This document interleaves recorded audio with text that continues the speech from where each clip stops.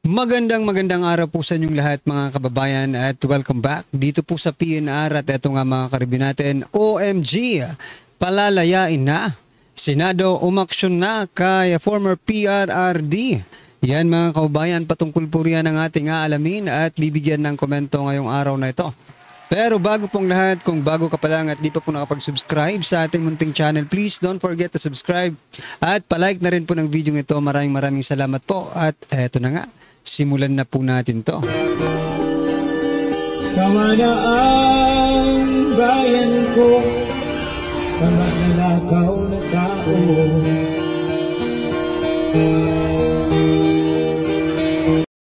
So yan mga kababayan, bago po natin muling i-play ang video ito, pasadahan po muna natin ang mga nagte-trending na mga balita dito po sa mundo ng social media, no? Although this video is a good news, pero mga kababayan, patawarin niyo po ako, ha. Sisimulan po natin ang ating mga nagte-trending na balita sa isang bad news. Ano ba itong bad news na sinasabi ko? Ito po mga kababayan, no? Si Recto lang ang tuwang-tuwa mga karibyo natin sa kanyang ginagawa. Savings sa bangko, may 20% na tax na. Aba, nagsimula ng ipataw ng ilang bangko ang 20% final withholding tax sa mga time deposit at piso band. Matapos maging epektibo ang Republic Act 12 to 14 o ang Capital Markets Efficiency Promotion Act noong July 1. Yan mga kababayan. Eto, ang masasabi natin, bakit ba puro tax na lang inaatupag ninyo? Hirap na nga kumita ang tao, tataksan nyo pa pati savings mga kababayan. Diba? Ito po ang kanilang computation mga karibin natin. Ito po yung kanilang example.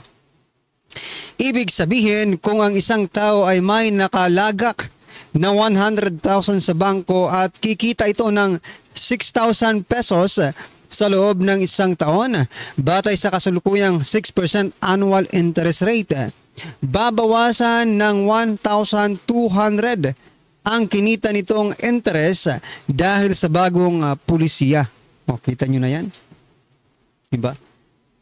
Imbis nakikita yung tao, no? Sabagay, kumita pa naman magkano pang naitira? Diba meron pa? Yung 6,000, babawasan lang naman ng 1,200. Pero, isang taon na po yan Diba? Siguro ko, wag na tayong mag-savings pa. Ganun din naman Pati sa savings natin, kikita pa pati gobyerno. Diba? Nagbabayad na nga tayo ng tax buwan-buwan, tapos pati yung savings natin, babawasan pa. Grabe ka, Recto, Grabe ang utak mo. Grabe po ang utak ni Recto. Napakagaling. Napakagaling po ni Recto. Grabe. Wala ka bang Wala ka bang natitirang pagkaawa sa taong bayan, sa mga ordinaryong Pilipino na nagbabalak na mag-ipon sa bangko? Sa bagay mga kababayan, I will not suggest, no? Kung ganito lang din naman ang mangyayari, wag na po nating ilagay sa bangko yung mga pera natin, kung meron man, di ba? Ano po ang inyong masasabi dyan mga karibin natin? At eto, sa shared post po ni Attorney Rowena Guanzon, eto, tamang-tama po ito. Eto po, shared post po ni Attorney Rowena Guanzon mula po sa The City of Ormoc. Sabi po dito sa post, we're taxed like a rich country. Totoo. But governed like a broken one. Oo nga no? Mayaman lang tayo sa tax. Saan napupunta yung tax? Dapat there is a sinusunod po ninyo yung law of equivalent exchange, no? Kung ganito ang tinax ninyo sa taong bayan, ganito din po yung serbisyo or something na ibinabalik ninyo para sa taong bayan. Hindi ganito yung tax ninyo, ganito kalaki yung tinatax ninyo, yung ibinabalik ninyo sa taong bayan, ganyan na lang, ganyan na lang, ganyan na lang. Di ba? Hindi po patas. Grabe ang mga tax ninyo, ha. Tatax ka dito. Yung ano nga lang, mag-transfer ka ng fund, di ba? May transaction fee pa. And I'm pretty sure yan, sa transaction fee na yan, may tax na nakalagay dyan. Di ba? Tapos, ganito pa ang nangyayari sa ating bansa. Dapat nga, dahil we are taxed like a rich country, we are governed like a rich one. Diba? Pero, baliktad, tama po itong post dito ng The Ormoc City. Shared post po ni Atty. Rowena Guanzon. Grabe. Ito pong nagpapahirap sa taong bayan. No? Para namang, ito nakikita ko base po sa ating mga napapanood at nababasa nung panahon po ng mga Kastila, di ba? Di ba, true goods, yung mga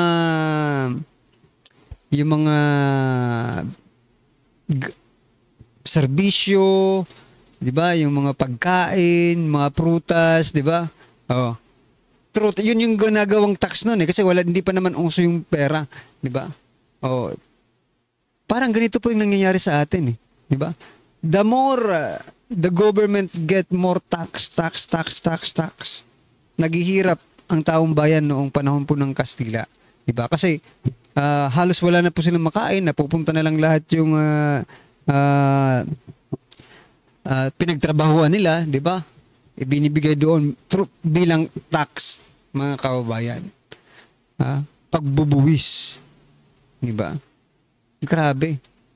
Bumabalik ba tayo sa nakaraan? But, ano lang parang modern system, but the concept, ganun pa rin. Di ba? Pinahihirapan ang taong bayan through tax. Diba? Anyway, that is only my opinion. Ano po ang inyong masasabi dyan, mga karibin natin? I-comment nyo na lang. At eto, pasadahan din po natin ito, mga kababayan. Manila Dolomite Beach Project, pinaiimbestigahan sa Kamara. Naloko na. Ano ang iimbestigahan nyo dyan? Alam ko na, no? Alam ko na po, mga kababayan, kung ano po, ang posibleng, posible pong dahilan kung bakit iimbestigahan itong Dolomite Beach nito. Wala na ba kayong ibang maisip para ibato nyo, tirahin nyo na naman yung mga Duterte? Diba? Sabi po dito, inihain ni Bicol Saro Representative Terry Ridon ang House Resolution number 56 na nalayong hikayatin ang Kamara na imbestigahan ang Manila Bay Rehabilitation Program kabilang ang Manila Bay Walk, Dolomite Beach. Kasunod ito sa ulat ng Metropolitan Manila Development Authority, MMDA. Itong MMDA talaga na lumala ang baha sa Manila dahil sa proyekto. Nako naman talaga, mga karibin natin. Pinag-aralan nyo bang mabuti yung sinasabi nyo? Sige nga, noong wala pa, hindi pa malinis ang Manila Bay, hindi ba kayo binabaha dyan sa Manila? Nung puro basura pa ang Manila Bay, hindi ba kayo binabaha dyan? Tanong lang, nasa tamang pag-iisip pa ba kayo? O sige, huwag na nating imbestigahan to. Mga kababayan, hikayatin po natin silang huwag nang imbestigahan at ibalik na lang yung marumi at punong-puno ng basura, di ba? Na Manila Bay. Sige nga, kung hindi pa rin kayo bahain dyan, hindi, huwag na natin imbestigahan to. Ganun din naman ang mangyayari. Alam na po natin ang magiging katapusan nito. Duterte na naman po ito, mga karibyo natin. Duterte na naman po ito. Kaya wag na pong imbestigahan, tanggalin nyo na lang yan kung ayaw nyo yan, diba? Sa project na yan, tanggalin nyo yan, ibalik nyo yung mga basura dyan. Walang yan naman. Kung kailan inayos, sakay, ay nako. Bakit kailangan pang imbestigahan kung pwede nyo namang solusyonan yung baha dyan sa inyo na hindi na naapektuhan yung magandang tanawin ito at malinis na Manila Bay. Di ba? Hindi ko alam ba anong nangyayari sa gobyernong ito. Ha? Kung kailan nilinis, ano bang purpose ng investigation ninyo? Di ba? Para magkaroon ng solusyon sa baha. Bakit hindi nyo nalang solusyonan yung baha? Noon pa man, dati pa meron ng baha dyan. Di ba? So anyway, ano po ang inyong, pasensya na po kayo kung medyo gigil tayo kasi biruin mo naman to. Ay nako. Ano po ang inyong masasabi dyan mga karibin natin? I-comment nyo na lang. At eto, pasadahan din po natin ito. Eto po, oh. Dito kayo magtanong. Engineer ito eh. Ay, hindi pala. Presidente pala ito. Teka lang, i-zoom in lang natin. Hindi ko makita yung, yung caption. Oh, yan si President Bongbong Marcos Jr. Sabi po dito, eto, nagsalita po si President Bongbong Marcos Jr. Sabi niya po, nandito tayo dahil ini-inspection ko ang isa sa pinakamalaking proyekto na ginagawa natin para sa ating mga commuter. Ito yung ating subway project. Yan mga kababayan. Inspector na pala ngayon si President Bongbong Marcos Jr. ng subway. No? So baka engineer na ito ngayon. Ha? Ano ba ang subway? Mechanical ba yan? No? Mechanical engineering or something like that, di ba? Engineer, no? So, engineer na po ang ating presidente, mga kababayan. Ha? Engineer? Teka lang. Presidente po ito, hindi po, pasensya na po kayo ha, na ako. Nakalimutan ko presidente pala ito.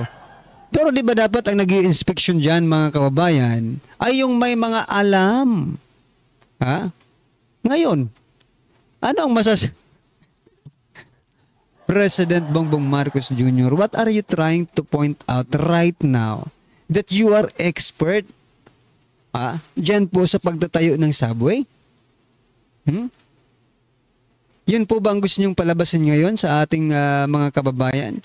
Kasi ikaw po ay nag-i-inspection. Ibig sabihin, if you are the inspector, you are expert sa pagtatayo ng subway.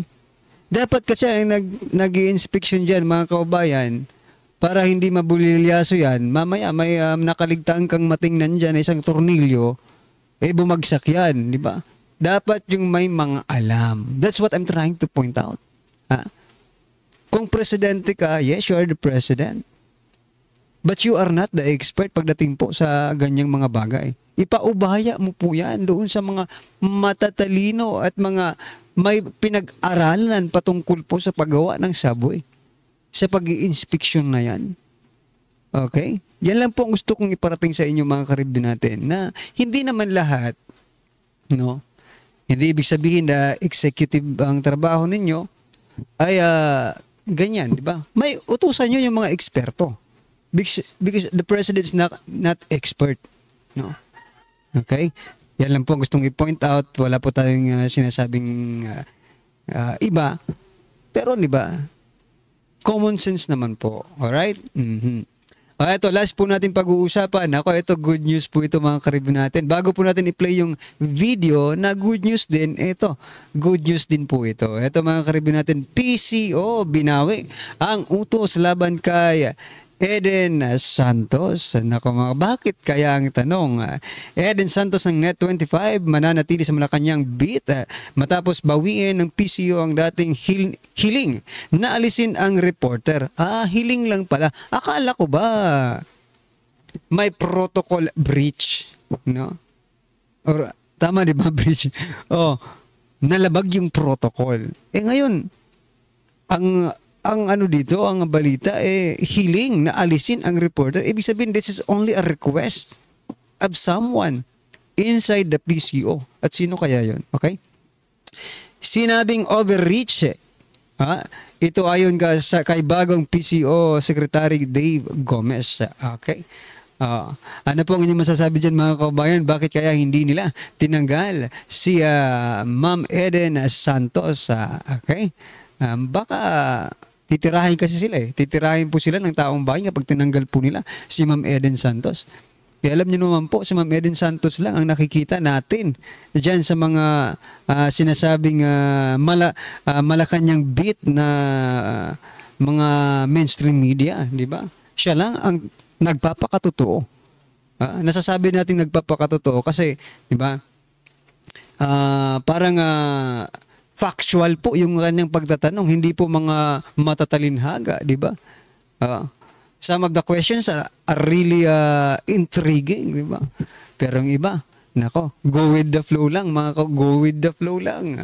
Okay, anyway, ano pong inyong masasabi dyan mga kababayan? Eto, simulan na po natin pakinggan, panoorin at bigyan ng komento ang video ito. Mula po ito sa masaganang mamamayan ng Net25. Eto po mga karibo natin, pakinggan po natin to at bigyan natin ng reaksyon. Eto na po.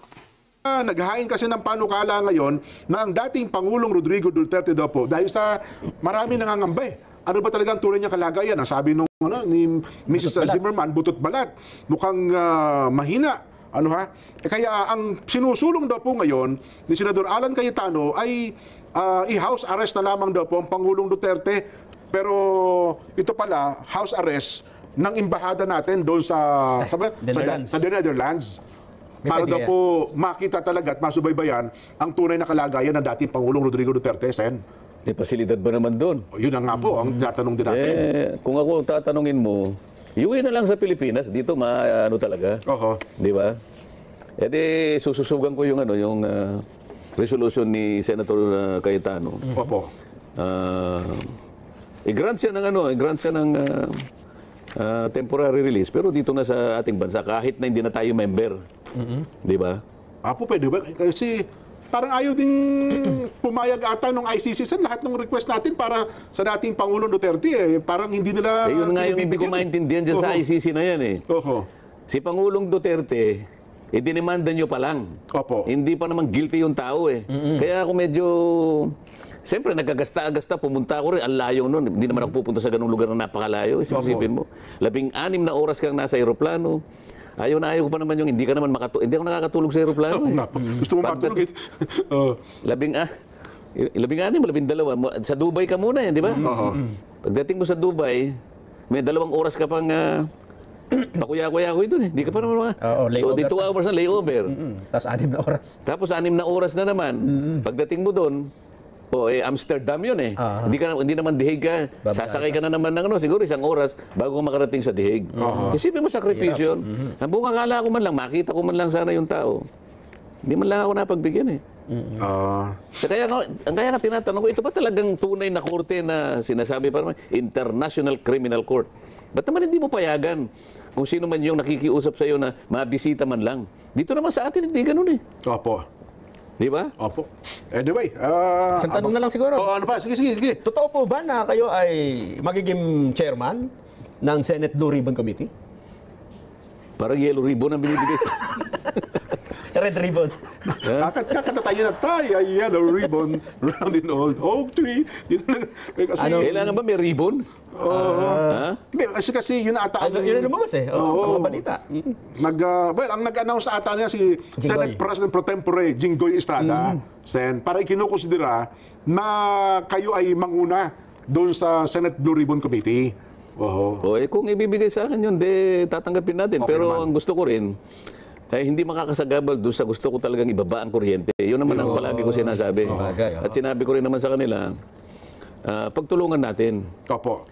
Ito'y naipangako ko naman. At kahit naman sino sa inyo siguro, gusto nyo rin naman, matulungan natin ang ating mga kababayan. Opo, Sen. Kesa naman sa magsuntukan pa tayo, mas maganda na yung mag-usap-usap na lang tayo. Bagay, Sen, 24 na naman kayo, maraming committee. Hindi ba pwedeng Blue Ribbon Committee na, Committee on Energy pa? Di ba? Kasi nga may mga kanya-kanya silang kinukonsider pa . Sabi naman nila, kung hindi mo man makuha ito, pwede naman din kasi pwede ka mag-create ng subcommittee. Kung talagang gusto mong pag nag-create ka ng subcommittee, ikaw talaga ang didinig sa sarili mong panukalang batas. Walang kukontra sa'yo. Kasi subcommittee niyo po, gano'n pala yun. Basta walang kukontra sa akin, sige, walang problema. Kahit hindi ko makuha niya, pero wag niyong kukontrahin. Kasi pag kinontra niyo ako, nasabi ko lang. Hindi kasi, diba? Kasi ang nagsisentimiento na raw ata yung grupo naman nila MIGS. Sabi, 24 na nga lang kami. Paraan niya kami. Mukhang hindi pa mabibigyan ng committee. Hindi naman pwede yun. Alam mo, yung committee, 43. Opo eh. 24 lang kami. Hindi ba lamang may dalawa sa inyo, may tatlo. Pwede ba namang hindi ka mabibigyan sa dami, no? Tsaka meron pang mga ibang oversight doon. Hindi naman yung standing committee, siguro 43, siguro yung oversight, mga 15. Nako, isang tambak pa pala. Oo, ako naman, kung yung, basta yung gusto ko lang mangyari talaga, kaya nga yung kuryente, kailangan unahin natin yan.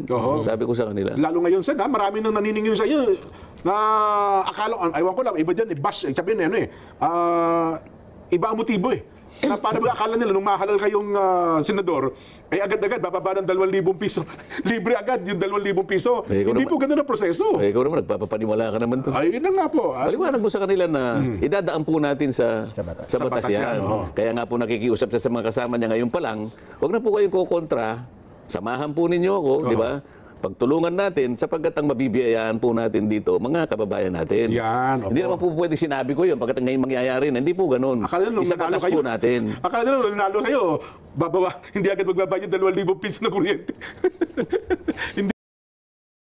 So yan mga kababayan, sana po magtagumpay itong si Senator Dante Marcoleta na pababain ang presyo ng kuryente at yung iba ay magawa pang libre. Yan mga karibin natin, no? At siya sana ang maging chairman ng Blue Ribbon Committee, no? Para makatikim naman tayo ng maganda-gandang laban dito po sa Senado. Alright?